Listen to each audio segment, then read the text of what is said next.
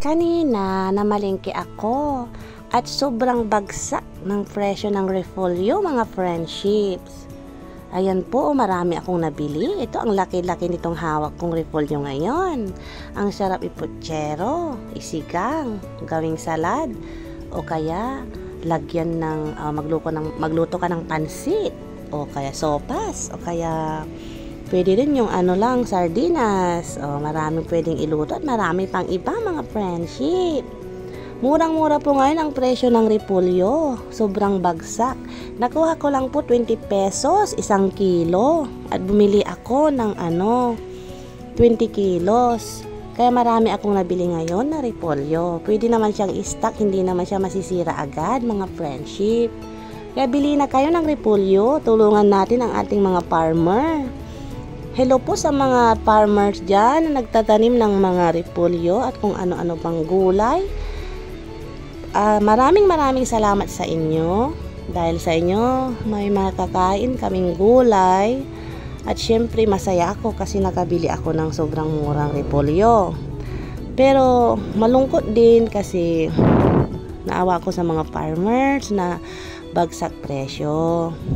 Pero marami lang siguro talagang supply ngayon ng repolyo kaya sobrang baba ng presyo. Hello po sa mga farmers. Salamat po sa inyo. Thank you. Ingat kayo lagi. God bless. Sana'y laging malakas sa inyong katawan. Ayan mga friendships. Napakaraming repolyo. Ayan. At yung iba niluto na namin. Pinotsero na. Nilagyan ng fork. Napaka-yummy. Pang-ulam. Healthy. Napakaraming health benefits sa ating katawan. Ang repolyo. Yummy. Ayan Yung malalaki na iuna nang nailuto. Nakalimutan kong videohan kanina. Excited kasing iluto. Pinangsahog na sa fork, na sa bao, pochero, paminta. Yum. Bili na kayo mga friendship. Punta na kayo sa palengke at tulungan natin ang ating mga farmers. Bili na kayo ng repolyo.